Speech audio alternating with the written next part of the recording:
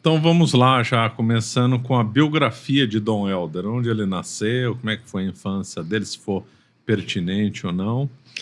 Tem algumas coisas, né, algumas marcas da infância de Dom Helder, da vida de Dom Helder, que eu acho que é importante pontuar, porque vai ter uma repercussão no pensamento dele posterior e na ação política dele. Dom Helder nasce em 1909, por coincidência no dia do aniversário do meu pai, de 7 de fevereiro, mesmo dia. 7 de fevereiro de 1909, nasce em Fortaleza. Filho de um jornalista, que também era crítico literário, que também era contador, né, guarda-livros, na verdade, né, a expressão que se usava na época, chamado João Eduardo. E a mãe, Dona Adelaide, era professora primária. Eu acho que é importante destacar isso porque a paixão que Dom Helder depois vai mostrar pelo teatro, pelas artes, e esse gosto dele refinado por literatura, por isso, por aquilo, tem uma forte ligação com essa bagagem cultural que o pai dele trouxe, e o hábito de leitura, a questão de ser um estudioso, um aluno aplicado, vem também dessa docência, desse magistério da mãe, né? Ele era tão bom aluno que ele foi ordenado aos 22 anos e meio, antes da idade mínima, que era exigida, salvo engano, 25 anos. Então, ele foi ordenado antes, tinha que ter dispensa da Santa Sé, e ele obteve a dispensa da Santa Sé, porque justamente justificaram que era um seminarista que, vamos dizer assim, destoava, né, em matéria de intelectualidade, enfim, era Ele bom nessa estudou formação. onde? No Ceará mesmo? Ele estudou no Ceará, ele ingressou aos 14 anos no Seminário da Prainha, lá em Fortaleza, que era conduzido pelos padres lazaristas. E aí isso é curioso porque ele recebe uma formação clássica. Ele não recebe de imediato uma formação revolucionária, iluminista, o que quer que seja. Não. Ele recebe uma formação clássica. Ele faz os estudos clássicos, ele recebe a doutrina ortodoxa. Então, ele realmente, num primeiro momento, ele tem toda essa bagagem dele, sabe o que é a fé da igreja, o que é a história da igreja, o que é a doutrina da igreja. Ele sabe exatamente tudo isso. E aí, ingressa aos 14 anos no seminário, aos 22 é ordenado, né? 1931. Tem até aí um primeiro mito, talvez, a ser derrubado, é que aqui e acolá você vai ler as pessoas dizendo que Dom Helder, na ordenação sacerdotal, estava com a camisa verde por baixo da batina. Isso, eu já ouvi essa história. Só que isso é uma impossibilidade, porque a ação integralista só começa em 32. Então é uma lenda. E ele ordenou-se em 31. Ele ordena-se na festa da Assunção de Nossa Senhora, né? 15 de agosto de 1931. Enquanto que a ação integralista vai começar em outubro de 32, né? Assim, formalmente, né? Então não tem como ele ter estado com essa camisa verde por baixo, como alguns alegam. E ali ele vai desenvolver a sua vida, mas sempre, desde a mais tenra idade e desde o início do sacerdócio, com um viés político. E essa a meu ver, a virtude e o defeito da trajetória dele. Ele sempre teve essa inclinação política, mesmo Mas como ele padre. ficou ligado ao integralismo. Ficou ligado ao integralismo porque começou justamente... ele era recém-ordenado, lia bastante, era bastante antenado, vamos dizer assim, com o que se publicava, com o que saía na imprensa, com os movimentos católicos que estavam, né, florescendo. E ele leu sobre o integralismo, ele pediu ingresso no integralismo, o arcebispo de Fortaleza não se sentiu muito à vontade de saber se liberava ele para se filiar ou não, porque a Ação Integralista era praticamente um partido, né? Então consultou o cardeal Leme, no Rio de Janeiro, e o cardeal Leme disse: Pode, fica tranquilo. E aí ele se filia, e aí ele não só se integra, né? Ele tem essa atuação que é ao mesmo tempo política e de liderança. Então, com pouco tempo, ele já era um líder da Ação Integralista no Ceará. Com pouco tempo, já pagaram para ele, acho que em 1934, alguma coisa assim, para ele ir para São Luís do Maranhão, para ele ir para Belém do Pará, para ele ir meio que fazer uma difusão então ele teve uma atuação forte, robusta. Ele foi lá. secretário pessoal de Plínio Salgado, fundador. Então ele tinha contato com o Plínio Salgado diretamente. Secretário pessoal de Plínio Salgado. Isso é importante frisar, porque muitos falam, não, foi um momento passageiro dele e tal. Então, aí é porque é o seguinte, lá na frente, ele vai usar expressões dúbias para se referir à ação integralista. Num dado momento, ele vai dizer que foi um erro de juventude, certo? E, por outro lado, ele vai dizer que eu nunca deixei o integralismo. Claro, alguns podem dizer, ele quis dizer que aquele ideal do integralismo ele nunca abandonou, mas, por outro lado, a participação efetiva. Mas isso já é uma interpretação, isso já é, né? O fato é que ele aderiu ao integralismo, participou, militou e tal. Inclusive, há uma foto e há narrativas também de um determinado momento em que ele pregando para a juventude operária católica, que ele também foi designado para atuar. Aí já no tempo da ação católica. Já no tempo da ação católica, mas tudo meio que acontece... Ao mesmo tempo. Porque o arcebispo de Fortaleza puxava, vamos dizer, ele para esse movimento da ação católica. Mas ele estava inclinado ao integralismo.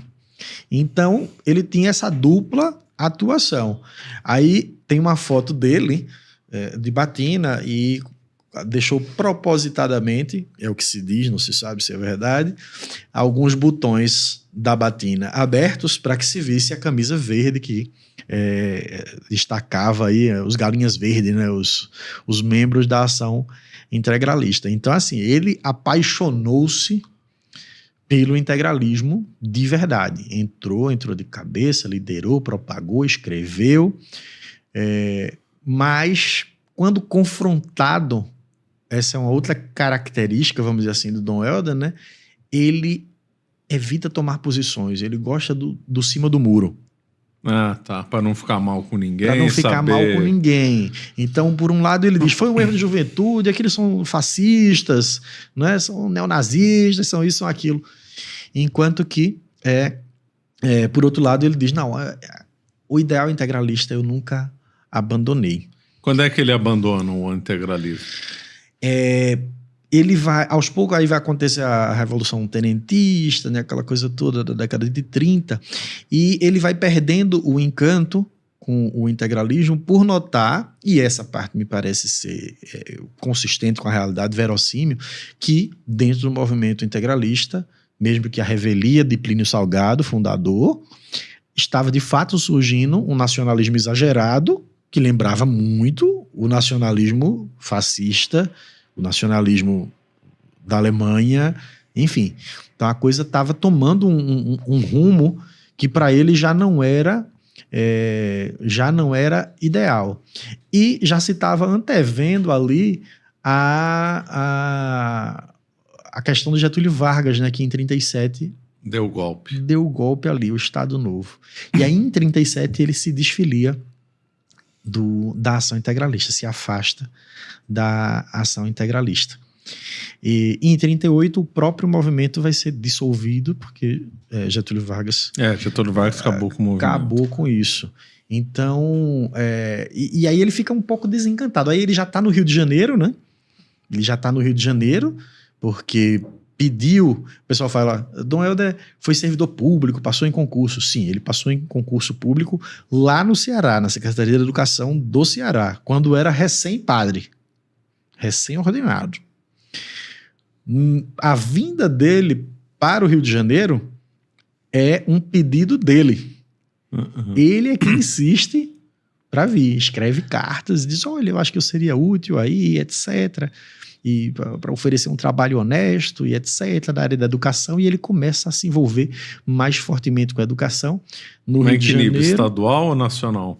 Não, aí ele vem para o Rio de Janeiro para atuar já no Ministério da Educação. No Ministério da Educação. No Ministério da Educação. Então ele passou sim no concurso público lá no estado do Ceará. Quando ele vem para o Rio de Janeiro, ele já vem como chefe de seção do Instituto de Pesquisas Educacionais no Rio de Janeiro. Então já era uma atuação a nível ali federal. Porque o cardeal Leme estava tentando construir uma relação com Getúlio Vargas e nisso a articulação de Dom Helder era sempre importante, ele sempre foi habilidoso nesse articular.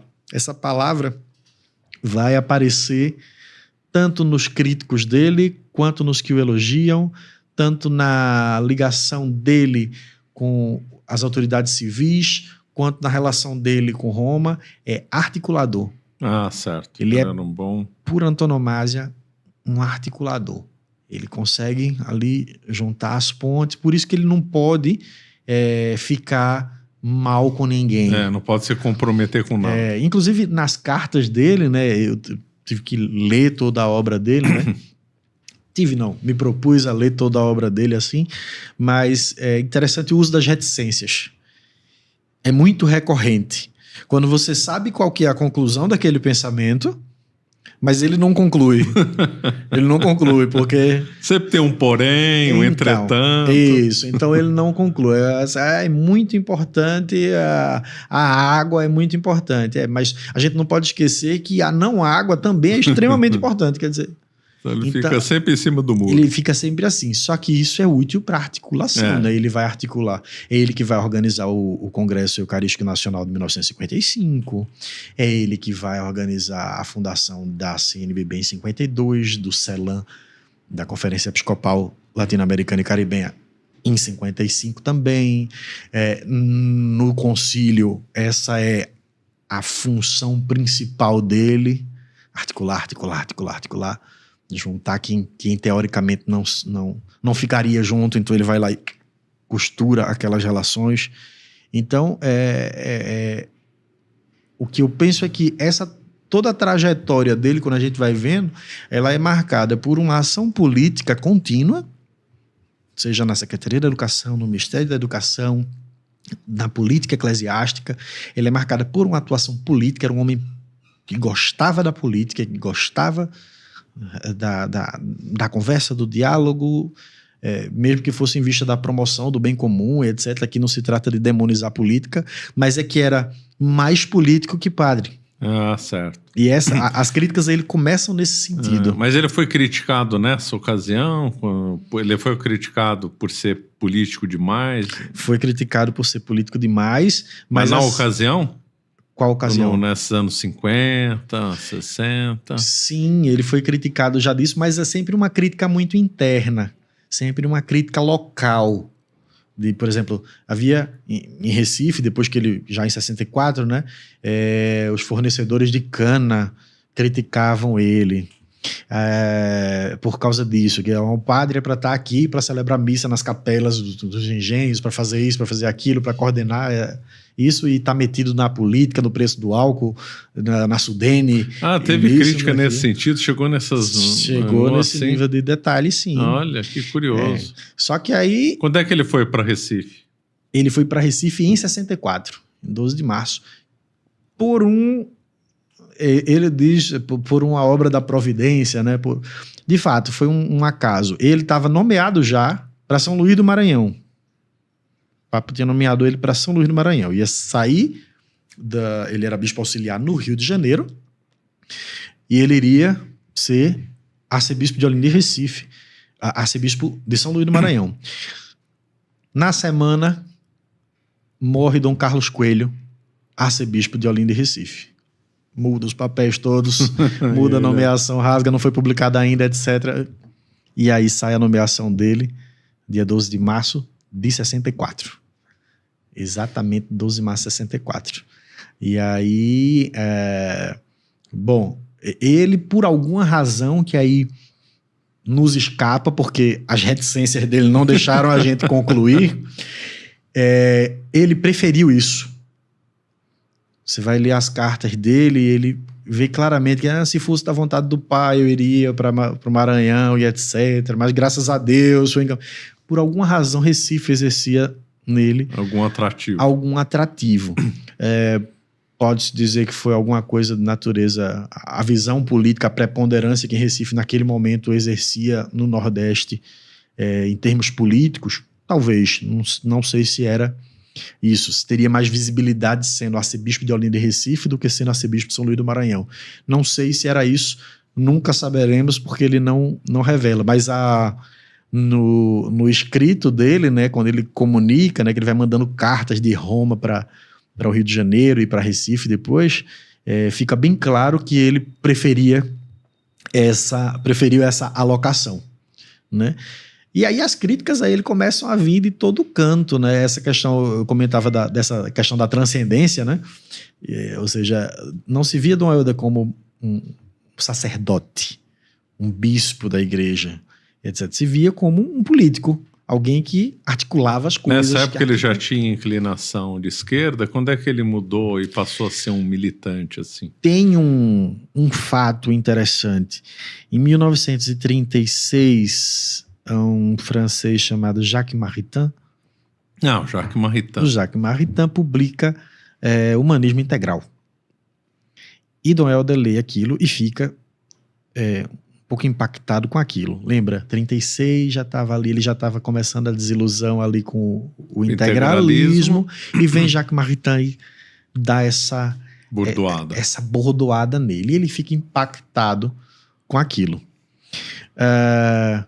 E daí ele faz a transição pouco a pouco para o pensamento de base socialista. Aí alguém vai dizer, mas espera lá, Jacques Maritain não é um tomista. Jacques Maritain é um sujeito que depois que se converteu fez obras católicas, é o cara da democracia cristã, é o cara, né, que lançou aí os fundamentos praticamente do que seria o que depois se chamou de democracia cristã.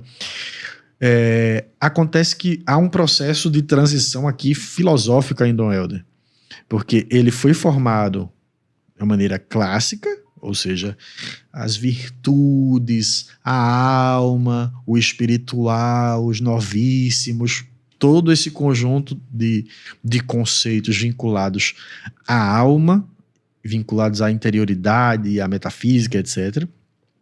Vem Jacques Maritain com integralismo, com humanismo integral e diz assim, olha, mas o homem não é só alma.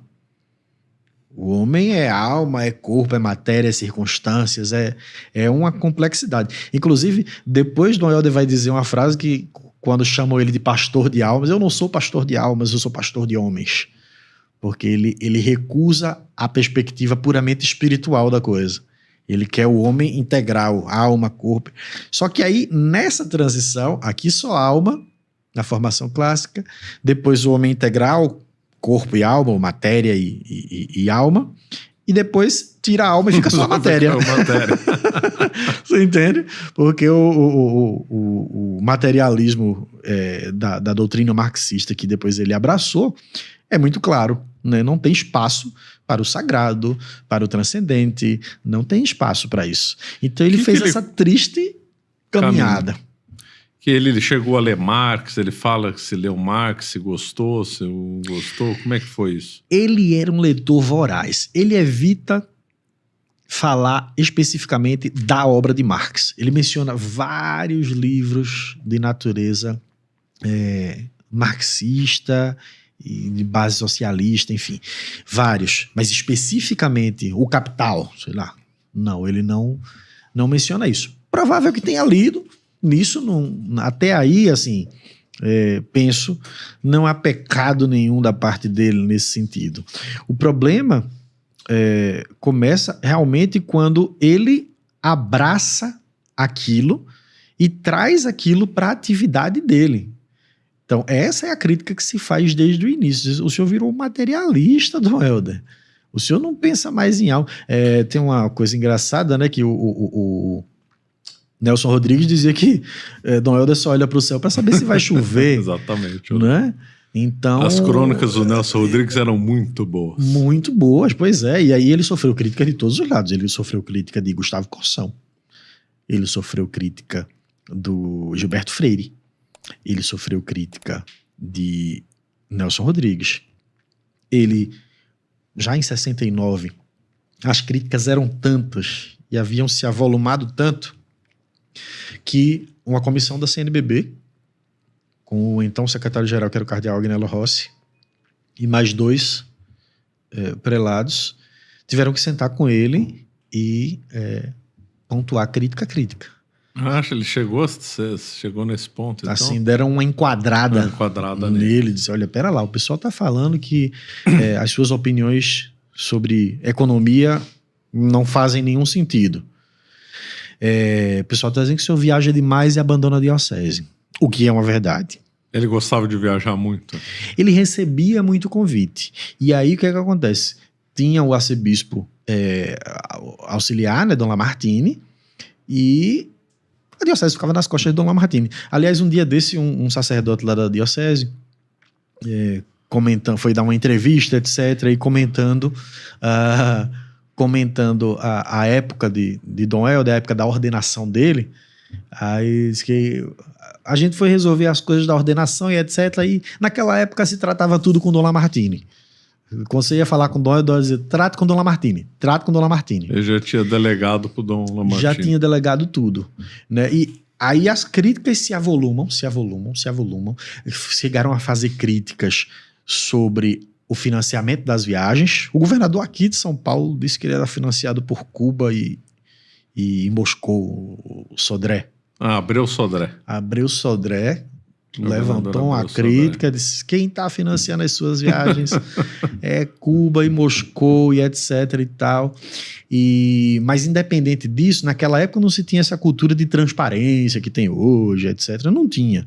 Então ele recebia dinheiro de todo canto, da Alemanha, da Bélgica, da França, recebia dinheiro, nunca prestava contas.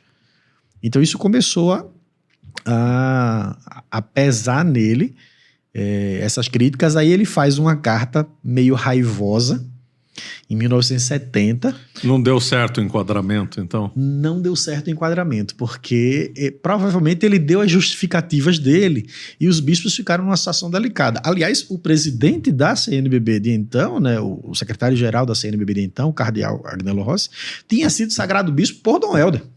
Nossa, eu não sabia. Olha, porque eles tinham visões bem diferentes, né? Entendeu? Claro, Dom Helder não foi o ordenante principal, mas foi um dos bispos que sagrou bispo o cardeal Rossi. Nossa, que ironia. E aí, pois é, aí depois o sujeito vai enquadrar ele, então ficou uma situação delicada.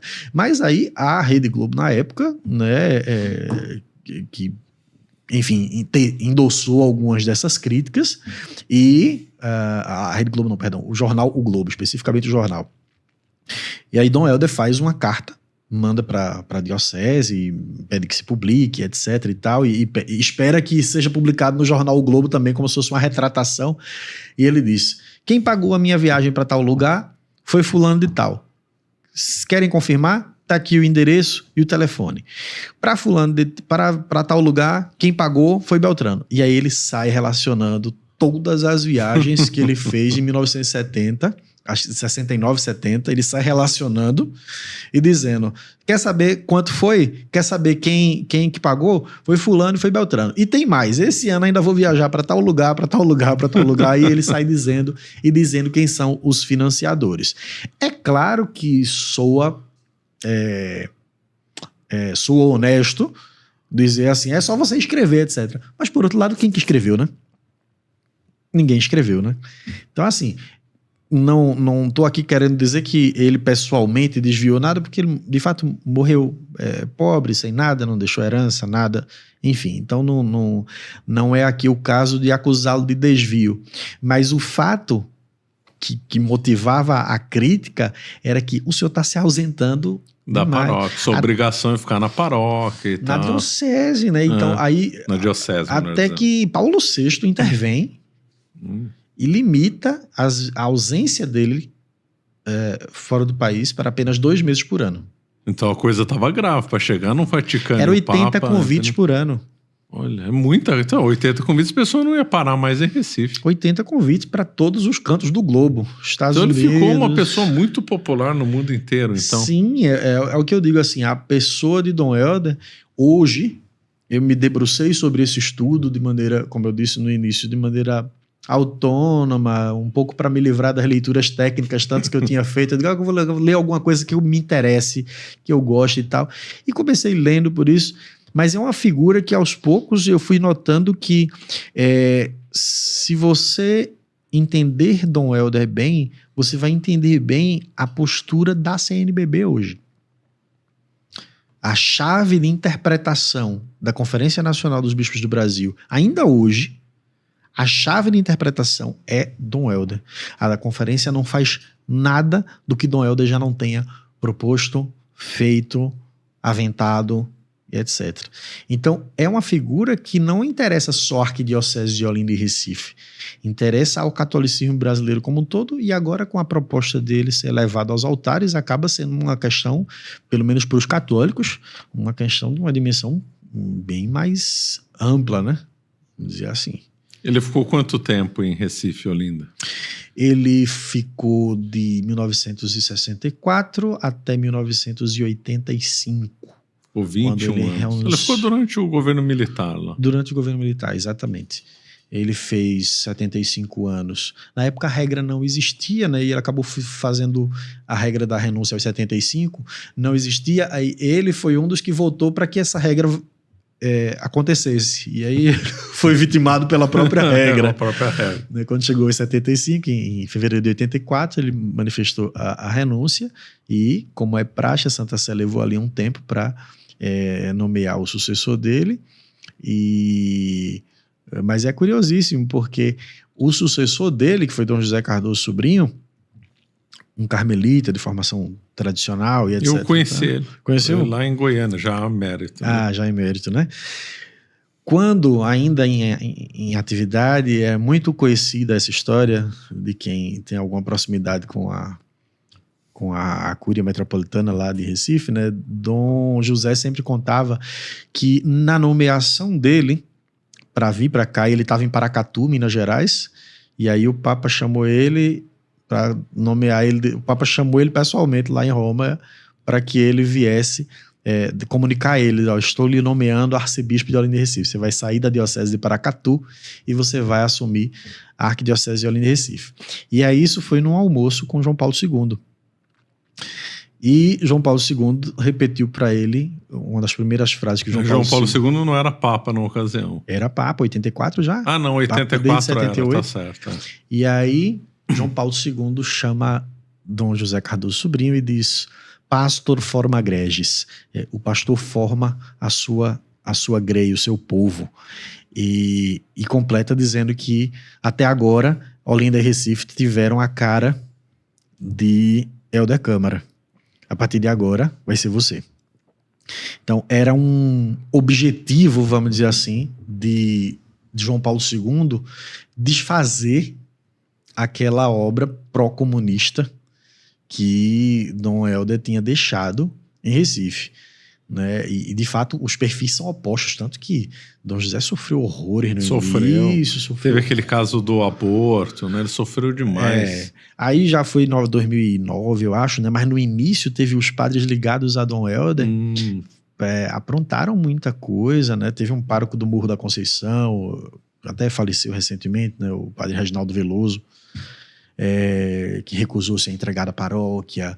Então foi todo um conflito, porque Dom José chegou e disse: não, as coisas aqui estão erradas, nós vamos corrigir. Dom José era doutor em direito canônico, muito apegado à lei da igreja, então chegou com uma mão forte, pesada, mas porque era o pedido de João Paulo II. Lembra, década de 80, João Paulo II estava arquitetando de todas as formas sufocar a teologia da libertação e o comunismo. Então, e essa coisa do comunismo é interessante, porque assim, algumas pessoas dizem: olha, mas Dom Helder sempre recusou o epíteto de comunista. Sim, verdade. Mas ele pensa como comunista, escreve como comunista, tem amigos comunistas, apoia propostas e bandeiras comunistas. Quer dizer, fica difícil, é indefensável. Ele, nos escritos dele, ele tem a audácia de, junto com outro bispo, e se reportar ao Papa Paulo VI para avisar o Papa dos perigos do anticomunismo. Ele está muito mais preocupado com o anticomunismo do que com o comunismo. Uma ideia muito assim sui generis, né? Você não consegue... Como assim? O comunismo está pintando e bordando no mundo, e você está preocupado com o anticomunismo. Não faz sentido se você não for comunista. Não é isso?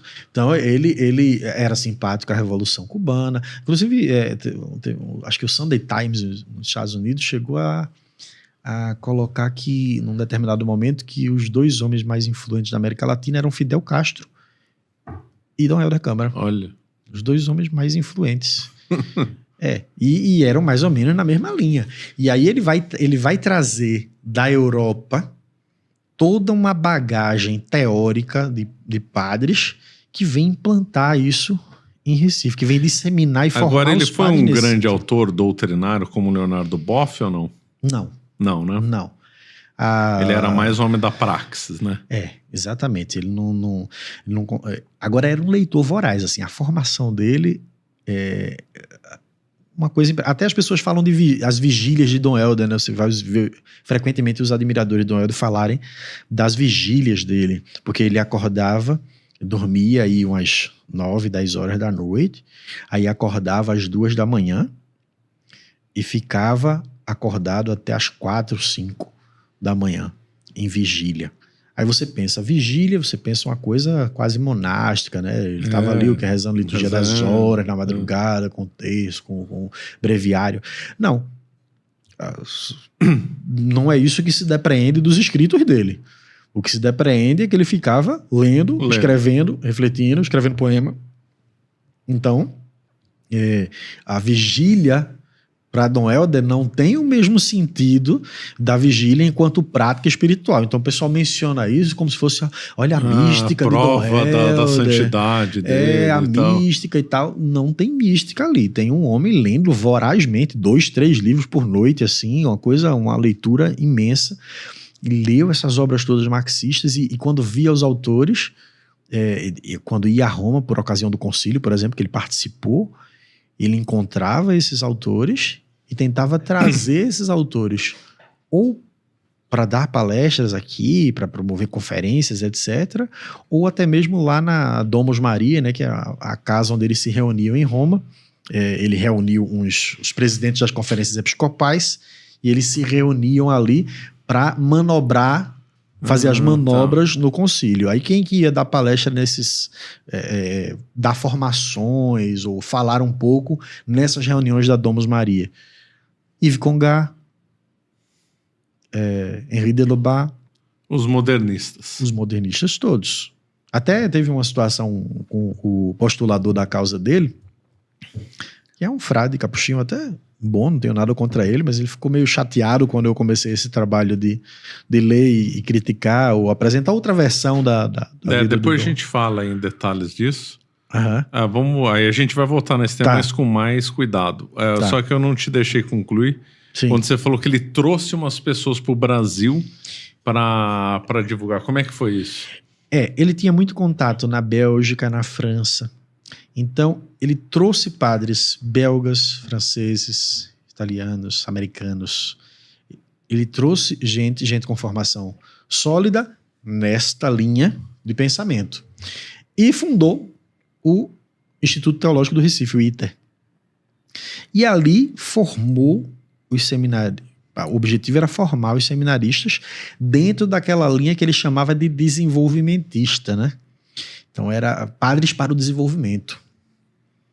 Uma coisa muito estranho. Estranhíssimo, né? Mas assim, nome. Era padre, porque algumas expressões que ele usava, né? A presença social de Cristo, a marcha do desenvolvimento, a marcha do progresso. Então, ele tinha que ter padres que acompanhassem essa marcha do desenvolvimento, essa marcha do progresso. E para isso, os padres precisavam de uma formação teórica. E aí, a formação teórica vinha desses. Notadamente, era o padre Comblan. Era um belga, né? Que veio e virou diretor, né? Dom Helder nomeou ele diretor do Instituto Teológico do Recife. E assim essa formação foi se desenvolvendo, até que a Santa Sé intervém e manda fechar o negócio. Aí os críticos os admiradores de Dom Helder vão dizer, não, foi quando o Dom José Cardoso Sobrinho chegou que fechou o ITER. A ordem já havia sido emanada de Roma. E a justificativa é que aquele não era ambiente adequado para a formação de sacerdotes. Ponto. Ele estava formando militantes comunistas, né? Isso que é verdade. Exatamente. Entendeu? Exatamente. E tem os escritos. O DOPS, na época, pegou os escritos das aulas, os esquemas de aula do padre Comblan, criou um documento chamado Affaire Comblan, documento Comblan. Isso saiu na mídia, nossa, pegaram um conjunto de textos do padre que Dom Helder nomeou como diretor do Instituto Teológico, e ali é praticamente uma cartilha comunista, etc. E era mesmo. Se você pega o material do DOPS todo, você tem lá esquemas de reuniões, de temas, de sequências. Dom Helder promovia umas noitadas, que ele chamava de noitadas no Palácio Episcopal. E a primeira noitada que Dom Helder promoveu foi uma noitada socialista, em que um padre, depois virou bispo, né, foi lecionar ali para aqueles, eram sobretudo jovens que frequentavam ali as noitadas de Dom Helder. Essa expressão noitadas não é minha, é dele. Ah, é dele mesmo, ele falava isso. As noitadas. Então, o padre vai dar uma aula ali sobre Marx, sobre o socialismo, etc. A primeira. Nossa, então, está nas atas. Isso é emblemático. Sim, está documentado isso. A primeira noitada. Depois ele vai fazer noitadas ecumênicas. Depois a maçonaria vai propor a ele uma noitada secreta. Ah, teve também ligação com a maçonaria. Sim, também. O pai dele era maçom. E ele, em vários momentos... Ele chegou a frequentar a sessão maçom? Acho que não. Se fez, foi uma coisa muito discreta, não há provas disso. Mas ele escreve que para ele a maçonaria já era uma questão superada. Ele achava assim, nossa, vocês estão criticando a maçonaria... isso já passou, minha gente. Tal. Então, ele tinha uma visão que relativizava isso. E a maçonaria, não sei se em todos os cantos era assim, mas pelo menos em Recife, se travestia dessa coisa filantrópica. Então, isso atraía muito Dom Helder. Né? E a gente nunca vai saber se a noitada da maçonaria aconteceu ou não, a noitada secreta que os maçons propuseram a ele, e é ele que diz isso. A gente nunca vai saber porque ele botou as reticências. As famosas reticências. Assim, o texto é mais ou menos assim. Propuseram-me até uma noitada secreta com os grão-mestres da maçonaria, que quem ia visitar ele não era qualquer maçonzinho, não. Era os grão-mestres iam visitar ele. Então ele escrevia muito, porque isso é uma espécie de um diário de relatos. São 279 cartas, se não me falha a memória, só as do período conciliar. Então, assim, era meio que ele queria informar aos colaboradores dele aqui, primeiramente no Rio de Janeiro, e depois da nomeação dele para Recife, também em Recife, como é que estava o andamento do concílio. Só que essa é a maior, vamos dizer assim, prova que ele constituiu contra si. Porque ali ele coloca realmente o pensamento dele. O pensamento dele, né? E ali, assim... Que ele não vê problema em maçonaria, não vê problema nisso, naquilo. Que ele não vê... Que ele criticou muito a Humanae Vitae contra o Paulo VI. Já mais adiante, né? Eles vão discutir isso e tal, porque para ele o controle de natalidade era uma coisa natural. Ele chega a dizer que o latim é uma língua de anteontem para falar os problemas de amanhã. Então ele diz, acho que o latim vai ser abolido. Eu acho que a batina vai ser abolida. Então ali ele deixa o pensamento dele à mostra, que a liturgia tem que ser compreendida pelo povo. Então aquela noção de mistério que é próprio do elemento transcendente, etc., inexiste nele. Então ali os escritos dele são uma prova terrível. Ele chama a guarda suíça de ridícula. Olha. Nossa, coisa ridícula. Eles ajoelham com uma mão e com a outra pegam uma lança. E zomba das vestes dos cardeais, né? Que, tudo bem, se chamava de cauda mesmo, né? Os cardeais usavam uma veste que tinha uma cauda. Mas sempre a menção de Dom Helder era num tom pejorativo. Porque para ele tudo que era pompa, era sempre um desperdício. Uma opressão. Uma opressão, as pessoas estão... E é por isso que ele vai depois fazer o tal pacto das catacumbas, que é para os bispos poderem... Antes da gente falar do Pacto das Catacumbas, eu me lembrei de uma carta muito curiosa, ele defendendo a existência de extraterrestres, né? Ele se meteu em tudo que você puder imaginar de discussão política. Ele chega a falar da energia nuclear, quando começa, depois da bomba e tal, que começa aquela discussão toda sobre o poder nuclear, ele, por que não utilizar essa energia para o bem comum e etc., E aí vai falar da importância do álcool, do álcool, né, na época da crise do álcool e etc. Ele se meteu em todos os temas que você imaginar, mas todos os temas de natureza política. Então esse é o ponto. Não tinha nenhuma questão teológica, metafísica, nada. Não tem. Então, essa é a questão. Há um corte grosseiro na transcendência. Então, ele recebe uma formação completamente transcendente, depois ele vai para essa ideia de humanismo integral, e depois sai o elemento transcendente e fica só o material. Então, é essa transição de Dom Helder, é essa crítica. Aí você vai dizer, mas críticas, Gustavo? Críticas todo mundo recebe e tal. Tá. Mas quando a crítica vem de fora da igreja, de dentro da igreja, de pessoas mais novas, de pessoas mais velhas, de pessoas com boa formação, de pessoas sem formação, quando a crítica vem de Roma, de superiores, de inferiores, bom, você tem que minimamente refletir, né? Se você for humilde, você tem que minimamente refletir. E a sensação que dá é que Dom Helder ignorava. Aliás, ele próprio escreve isso, né? Quando falam das críticas, ele diz, olha, eu tenho ouvidos, eu ouço, cada um tem sua opinião, respeito todas e ponto. Mas assim, ele não faz um meia-culpa, porque para ele aquilo é a vivência do evangelho.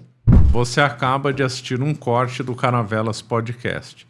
Na tela está aparecendo o episódio completo e outro corte. Muito obrigado pela atenção.